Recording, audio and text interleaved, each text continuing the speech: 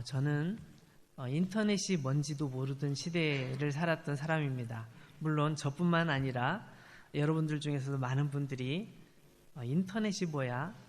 온라인이 뭐야?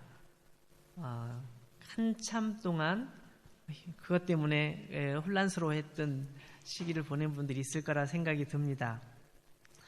근데 요즘은 모든 정보를 다 온라인을 통해서 얻는다, 인터넷을 통해 얻는다 해도 틀리지 않은 것 같습니다. 비싼 책이라고 해도요, 그 도서관에 있는 책보다도 요즘 그 인터넷을 검색하면 더 정확하고 더 근접한 최신 자료를 얻을 수 있습니다. 요즘 대부분의 사람들이 온라인을 통해서 인터넷을 통해서 정보를 얻고 또 소통도 합니다. 유익한 점이 너무너무 많지만 그에 못지않게 나쁜 점도 많은 것 같아요. 저는 지난 1년 동안 저를 돌아보면서 제가 인터넷에 너무 많이 중독되어 있다는 생각을 하게 됐습니다. 인터넷으로 검색하고 궁금한 뉴스를 계속 보고 또 내가 필요한 정보를 찾으러 들어갔다가 그 정보를 찾고 난 다음에 또 인터넷을 보고 있고 또 어떤 그 드라마를 보고 있고 어떤 누구 얘기를 보고 있고 하다 보면 시간을 많이 뺏기는 거예요. 그래서 나도 모르는 사이 인터넷에 중독돼 있구나 이런 생각을 가지면서 이게 인터넷이 참 좋으면서도 너무 안 좋구나. 저와 공감하시는 분이 계시면 2023년도에는 인터넷을 할 때 꼭 기도하고 하나님 제가 인터넷을 해야 되겠습니까? 말아야 되겠습니까? 기도한 다음에 확신을 얻고 인터넷을 하는 게 어떨까 이런 생각을 해봅니다. 우리가 전혀 안 할 수는 없지만 너무 많이 하는 것이 우리의 삶에 영향을 주고 우리가 꼭 해야 될 것, 꼭 읽어야 될 책, 꼭 공부해야 될 것, 꼭 해야 될 것을 못하게 하는 일종의 마약처럼 아주 안 좋은 것 같습니다. 또 다른 인터넷의 문제는 이 온라인을 통해서 우리가 서로 의사소통하는 그런 좋은 매체들이 많잖아요. 우리 한국인이면 누구나 다 카카오톡 같은 걸 쓰잖아요. 카카오톡이든지 왓츠앱이든지 여러 메신저를 쓰고 페이스북을 쓰고 이렇게 쓰는데 자기 자신을 알리고 서로 의사소통하는 건 참 좋지만 역시 참 문제가 많이 있는 것 같아요. 제가 언젠가 말씀드린 적이 있는 것 같은데 몇 년 전에 제가 페이스북에 어떤 관심 있는 어떤 기사가 있길래 그것을 페이스북에 공유를 해놨어요. 이거 다음에 다시 좀 읽어보면 좋겠다. 이 내용이 상당히 합리적인 의견인 것 같다 생각하면서 그걸 제 페이스북에 이렇게 딱 공유를 해놨는데 제가 모르는 분이 아니에요. 어떤 아는 분이 거기다 댓글을 달았어요. 별로 안 좋은 댓글을 달아서 제가 왜 그런 댓글을 달았는지 궁금해서 저도 제가 그렇게까지 잘 모르고 제가 이렇게 한 겁니다. 이렇게 제 나름대로 변명을 했어요. 그랬더니 그분이 댓글을 달았는데 이렇게 달았어요. 당신 같은 목사가 있으니 한국 교회가 썩었지 라고 댓글을 달았어요. 제가 전혀 모르는 분도 아니고 제가 아는 분이고 제 나름대로 속으로 참 좋아하고 존경하는 분이었는데 그분이 제가 공유 하나 했다고 그것에 대해서 그렇게 공격하는 것을 경험하고 너무 마음이 아팠어요. 정말 내가 그렇게 형편없는 목사였나? 그분 보기에 내가 그런 사람이었나? 저 자신을 막 돌아보면서 너무너무 괴로워서 정말 오랜 시간 동안 힘들었어요. 그래서 이 댓글 때문에 고민하다가 아주 나쁜 결정을 하는 사람들 얘기들이 충분히 이해가 되고 그래서 그렇구나. 정말 전 너무너무 힘들었거든요. 그래서 그분하고 친구 관계를 이렇게 끊었어요. 내가 저분하고 친구를 끊는 것이 잘하는 건지 못하는 건지 그것도 고민을 하다가 끊었어요. 당신 같은 사람이 목사가 당신 같은 사람이 목사니까 문제가 있어 막 말을 하는데 그래서 참 이 정말 이 좋은 매체임에도 불구하고 이렇게 사람들을 죽이기도 하고 살리기도 하는구나. 그런 생각을 했습니다. 오늘 제가 읽은 본문 말씀을 앞에 부분도 보면 여기도 그 비슷한 얘기가 나와서 사실 이 말씀을 소개해 드린 거예요. 오늘 이 요한복음 9장 1절부터 나와 있는 얘기는 어떤 태어날 때부터 앞을 보지 못하는 분 이야기입니다. 그는 태어날 때부터 앞을 보지 못했어요. 얼마나 불편했을까요? 얼마나 힘들었을까요? 근데 그 사람이 길에 앉아서 사람들에게 구걸을 하고 있었는데 그때 마침 예수님께서 지나가신 거예요. 예수님의 제자들도 예수님과 함께 거기를 걸어가고 있었는데 그 제자들이 예수님께 뭐라고 얘기를 했어요. 저는 그 말씀을 읽으면서 너무했다. 예수님의 제자들이 이렇게 말하면 돼? 이런 생각이 들더라고요. 한번 찾아보겠습니다. 1절, 2절 뭐라고 돼 있어요?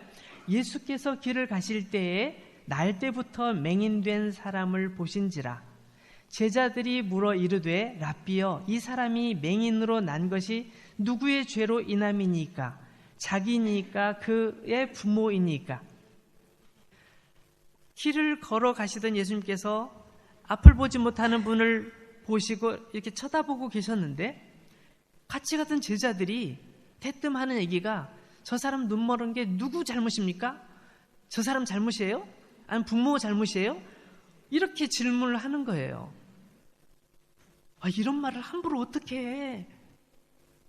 만약에 그 앞을 보지 못하는 분이 그 말씀을 들었으면 얼마나 충격을 받았겠어요. 그죠? 예수님 저 사람 너무 불쌍해요. 우리가 뭐 도와줄 수 있는 방법은 없을까요?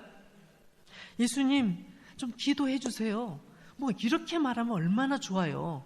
그런데 딱 지나가다 저 사람 무슨 죄가 있으니까 저랬겠죠. 뭐 무슨 죄를 졌을까요?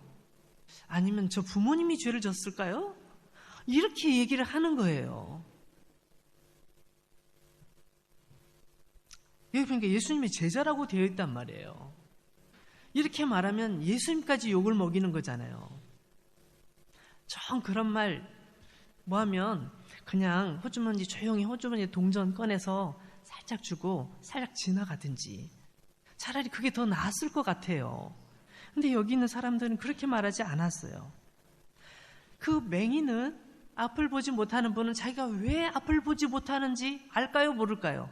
몰라요. 태어날 때부터 못 봤기 때문에 내가 왜 앞을 못 보게 된지 몰라요. 정말 자기가 죄를 졌는지 태어나자마자 앞을 못 보는데 자기 죄라고 어떻게 말을 해요? 부모님의 죄? 그것도 모르죠. 얼마나 그 얘기를 들었다면 모멸감을 느꼈겠어요. 근데 감사하게도 예수님께서는 딱 잘라서 아니야 라고 말씀해 버리시죠. 그죠? 3절 말씀 한번 보세요. 예수께서 대답하시되 이 사람이나 그 부모의 죄로 인한 것이 아니라 그에게서 하나님이 하시는 일을 나타내고자 하심이라. 이 말씀을 보니까 그 사람의 죄가 아니고 그 부모의 죄도 아니야. 그렇다면 뭐냐? 하나님의 계획이지. 여러분 인정하시겠습니까?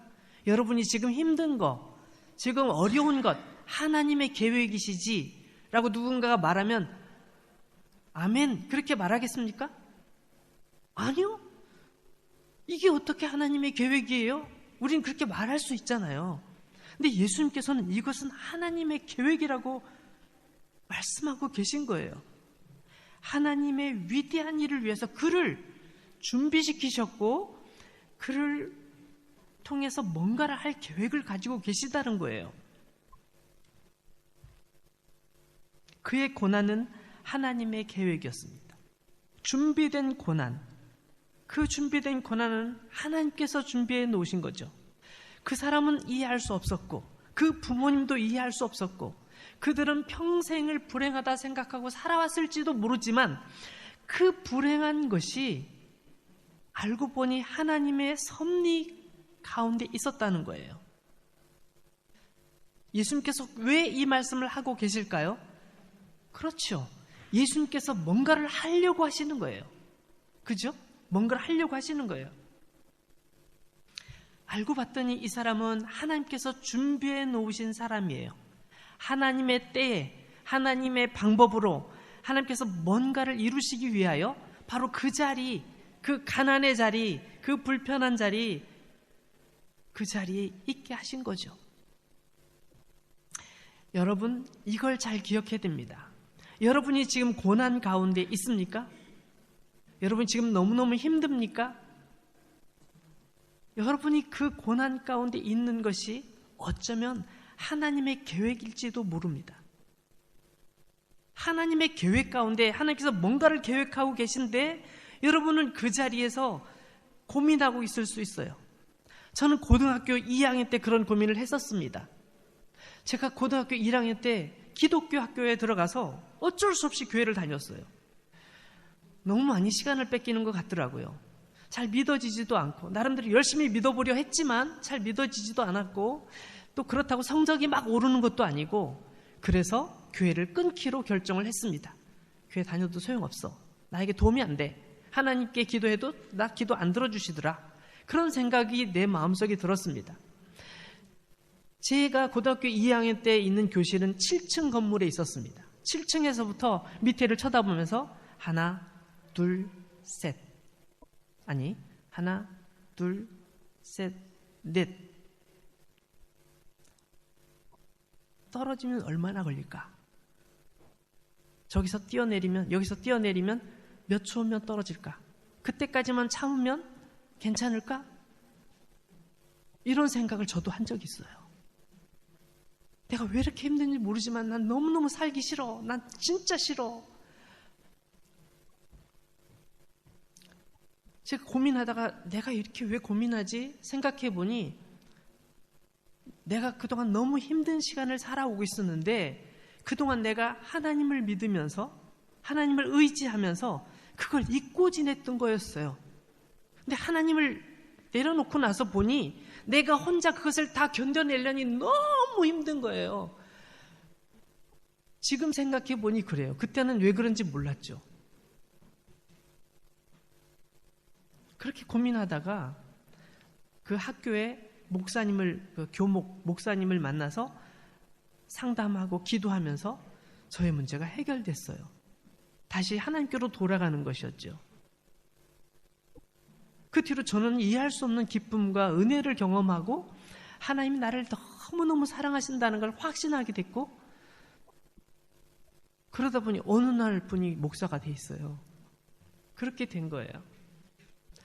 여러분에게 고난이 있고 힘든 일이 있다면 그것이 끝이 아니고 어쩌면 하나님께서 여러분에게 준비해 놓으신 고난일지도 모른다는 생각을 한 번 정도는 해봤으면 좋겠습니다. 6절 말씀을 보세요. 예수님께서는 그냥 말씀으로만 그렇게 하고 끝나신 것이 아니라 드디어 몸을 움직여서 이제 행동을 하십니다. 이 말씀을 하시고 땅에 침을 뱉어 진흙을 이겨 그의 눈에 바르시고, 제일 먼저 드는 생각은 아우 너무 더러워 하는 생각이 들어요.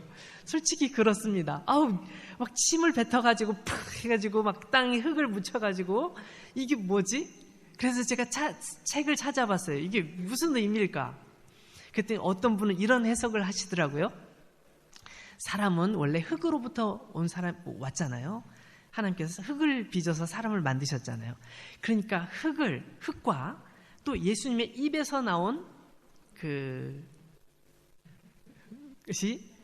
이렇게 두 개 만났을 때, 하나는 흙은 인성이고 예수님의 몸에서 나온 뭔가는 신적인 능력이 있고, 이 두 개가 만나서 역사가 일어난다, 뭐 이런 식으로 해석한 것 있는데 맞을 것 같기도 하지만 왠지 침을 그렇게 해석하는 건 좀 아닌 것 같아요. 잘 모르겠어요. 중요한 것은 예수님께서 그를 만져주시고 치료하는 행위를 해주셨다는 거예요. 예수님께서 그에게 그 진흙을 이겨서 눈에 발라주신 다음에 실로암 연못에 가서 씻고 오라고 얘기를 하셨습니다.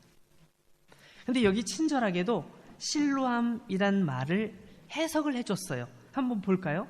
이르시되 실로암 못에 가서 씻으라 하시니 실로암은 번역하면 보냄을 받았다는 뜻이라. 이에 가서 씻고 밝은 눈으로 왔더라.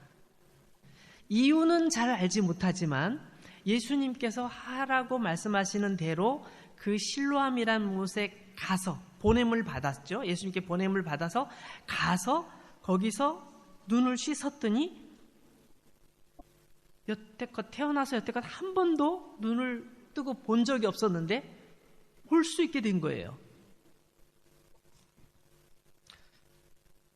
여기서 중요한 단어가 있어요. 보냄을 받았다는 단어입니다. 실로암이라는 그 연못의 이름이 보냄을 받았다는. 예수님께서 그를 보내시기 전에 이미 그 연못은 보냄을 받았다는 이름을 가지고 있었어요. 근데 거기에 예수님께서 그를 보내신 거죠. 근데 여러분, 여기까지만 하면 이상하지 않은데 더 놀라운 부분이 있어요. 4절 말씀을 한번 보실까요? 4절에 이런 얘기가 나와 있어요. 이건 조금 예수님께서 치료해 주신 것과는 좀 다른 얘기 같은데, 때가 아직 낮음에 나를 보내신 이의 일을 우리가 하여야 하리라. 밤이 오리니 그때는 아무도 일할 수 없느니라. 예수님을 보내신 분이 계시다는 거예요. 누굴까요? 누굴까요? 예수님께서 말씀하신 나를 보내신 이는 누굴까요? 그렇죠. 위에 계신 하나님께서 예수님을 이 땅에 보내셨어요. 예수님께서는 그 일을 하여야 된다고 말씀하셨는데 그 일은 뭐였냐면 여기 있는 앞을 보지 못하는 한 사람을 보내시는 일이었어요. 그리고 그 보내신 장소는 보냄을 받았다는 장소죠. 이상하게도 보냄을 받은 예수님께서 보내시고 그 보낸 사람이 거기 보냄을 받았다는 연못에 가서 눈을 씻는 거예요.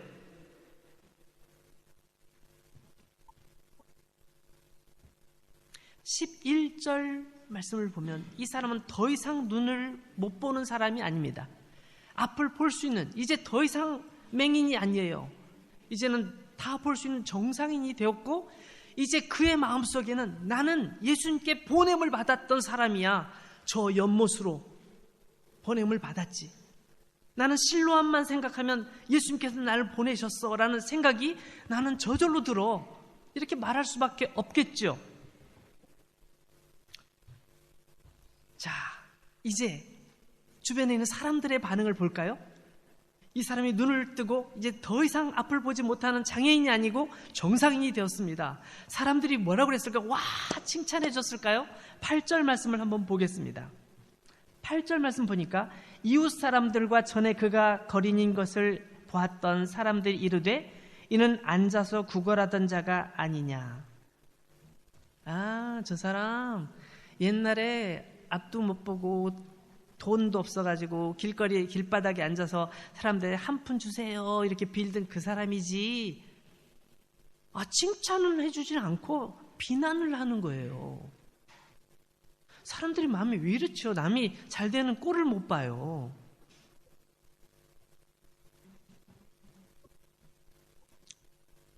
(10절) 말씀을 볼까요? 또 다른 사람들이 반응이 나옵니다. 그들이 묻되 그러면 내 눈이 어떻게 떠졌느냐? 논리적으로 설명해 보라는 거죠. 합리적으로 우리가 이해할 수 있도록 한번 설명해 봐. 과학적으로. 너가 태어나서 여태껏 못 봤잖아? 근데 지금 어떻게 보는 거지? 의학적으로 설명을 해봐. 내가 지금 의사를 40년 동안 했는데 나 그런 적 한 번도 없었어. 근데 어떻게 보는 거야? 막 의문을 제기하는 거죠. 여러분 같이 축하해주고 축복해주고 앞으로 잘 되길 바란다고 새해 복 많이 받으라고 막 뭔가 잘 된다고 잘 되길 바란다 이렇게 해줘도 부족한데 이런 사람들이 있어요. 16절에 보니까 여기 더 심합니다. 16절 볼까요? 바리새인 중에 어떤 사람은 말하되 이 사람이 안식일을 지키지 아니하니 하나님께로부터 온 자가 아니라 하며 어떤 사람은 말하되 죄인으로서 어떻게 이러한 표적을 행하겠느냐 하여 그들 중에 분쟁이 있었더니. 자, 이것은 무슨 얘기냐면 이 앞을 보지 못한 사람 눈을 뜨게 된 그 이유가 뭐냐 막 찾다 보니까 예수님께서 그 사람을 고쳐주신 거예요. 근데 그날이 안식일인 거죠. 유대인들은 안식일은 절대 일하면 안 되는 것으로 알고 있어요. 예수님께서 치료를 하셨단 말이죠. 그거는 일을 했다는 거죠. 그럼 그 사람은 죄인이야. 볼 것도 없어. 더 이상 생각할 것도 없어. 그 사람은 죄인인 거야. 딱 단정을 해놓고 지금 이 사람이 보게 된 것을 축하해 주는 건 저 뒤로 가고 이 사람을 고쳐준 사람은 죄인이라고 딱 낙인을 찍고 그것에 대해 비판을 하는 거예요. 그러니까 한쪽에서 듣다가 그건 말이 안 되지 않나? 어떻게 죄인이라면 이런 놀라운 일을 할 수 있지? 이것은 하나님의 능력으로는 아니면 못하는데 어떻게 이런 일을 할 수 있는 거야? 그 사람이 죄인이라면 말이 안 되잖아. 서로 싸우는 거예요.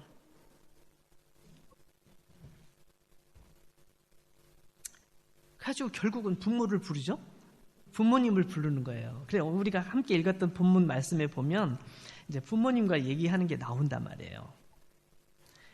부모를 불러놓고 어떻게 보게 됐냐? 그러니까 부모가 참 난감했던 것 같아요. 그래서 뭐라고 얘기해요? 이 사람이 내 아들인 거 맞아요. 그리고 태어날 때부터 이 아이는 못 봤어요. 우리가 낳았으니까 잘 알죠. 우리가 키웠으니까 잘 알죠. 태어날 때부터 못 봤어요.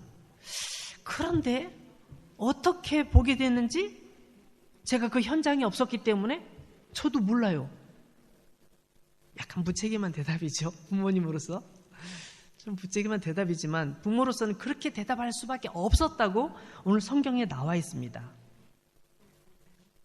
왜냐하면 유대인들이 그런 걸 싫어했기 때문에 이런 사람들을 내쫓으려고 유대교에서 내쫓으려고 아예 약속을 해놓고 있다는 걸 알고 있었기 때문에 말을 조심스럽게 내 아들임에도 불구하고 내 아들이 낳은 그 기쁨을 가지고 있음에도 불구하고 그 말을 함부로 못하고 있는 거죠.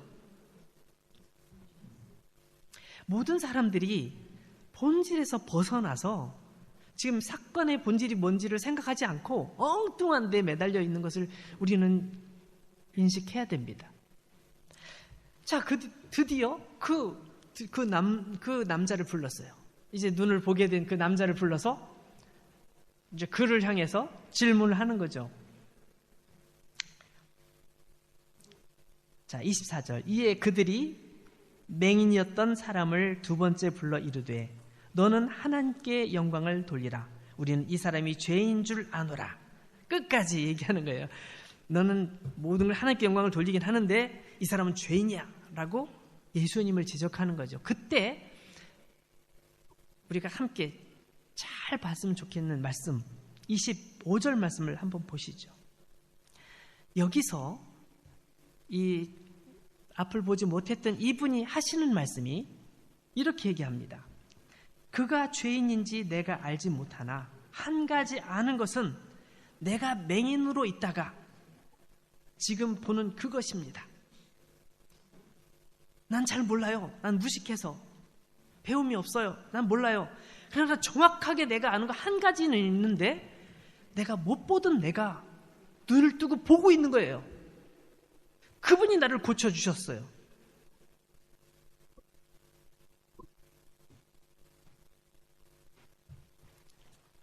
근데 그분들이 옆에 있는 분들이 물러서지 않아요. 그래? 그러면 그 사람이 어떻게 했는데? 한번 얘기해봐. 또 이제 질문하는 거예요. 그러니까 이 사람도 약간 화가 난 것 같아요. 그래서 27절 말씀을 한번 보세요. 성경에 뭐 이렇게 나와 있어요. 내가 이미 일렀어도 듣지 아니하고 어찌하여 다시 듣고자 하나이까? 내가 그렇게 얘기했는데 못 알아듣겠어요? 이런 식이에요. 내가 그렇게 얘기해줘도 못 믿겠어요? 그러면 당신도 그 사람 제자가 되든가. 제자가 되려고 그러는 거예요? 라고 그 뒤에 제가 좀 이렇게 부드럽게 말한 거지만 당신들도 그의 제자가 되려 하나이까? 라는 질문은 그거예요. 아니, 당신들도 제자가 되고 싶어서 그러는 거예요? 라고 질문하는 거예요. 여러분, 우리가 신앙생활하는 데 있어서는 엄청난 신비가 있습니다. 우리가 설명하지 못해요. 여기 이분처럼 어떻게 설명하기 어려워요. 근데 하나님이 좋아. 설명하기 힘든데 하나님께서 나를 사랑하시는 걸 난 느끼고 있어요. 내가 여태까지 살아올 수 있었던 힘이 거기서부터 나왔어요. 내가 그걸 논리적으로, 합리적으로 설명하려면 나 못하겠어요. 그렇지만 확실한 건 하나님이 나를 사랑하시는 거예요. 지난 세월 동안 내가 그렇게 힘든 시간 동안을 지내왔지만 그 시간을 버틸 수 있었던 것은 그분이 나를 사랑하신다는 그 사랑에 대한 믿음, 그것 때문이에요. 그것 때문에 난 지금까지 버틸 수 있었고 실제로 나에게 늘 힘이 되어주셨죠. 우린 그렇게 고백하잖아요. 여기 있는 이 앞을 보지 못했던 이분의 고백을 우리식으로 표현하면 그런 거예요. 여러분, 주변에서 많은 여러 가지, 오늘 본문에도 많은 얘기들이 있었잖아요. 많은 얘기들이 다 뭐예요? 긍정적인 얘기 하나도 없어요. 다 부정적인 얘기예요. 합리적으로 설명해봐. 도대체 어떻게 된 거야? 별 얘기 다 하잖아요. 그걸 다 걷어내고 우리가 정말 믿음의 본질로 돌아간, 제가 제목을 그렇게 정했는데, 우리가 무엇을 믿고 있는가? 누구를 믿고 있는가? 어떻게 믿고 있는가? 우리는 왜 믿어야 되는가? 이걸 고민하고 하나님 앞에 우리가 서 있을 때 우리는 깨닫게 돼요. 우리를 위해 하나님께서 예수님을 보내주셨어. 나의 부끄러운 모든 죄를 다 용서하시기 위해서 그분이 대신 벌을 받으셨지. 그분은 나를 보내셨어. 나로 하여금 이 감격을 누리고 기뻐할 수 있는 그 장소로 보내셨지. 그리고 거기서 머무르는 것이 아니라 사람들에게 그 기쁨을 이야기할 수 있도록, 누가 뭐래도 나는 이것을 고백할 수 있도록 나에게 용기와 담력을 주셨지.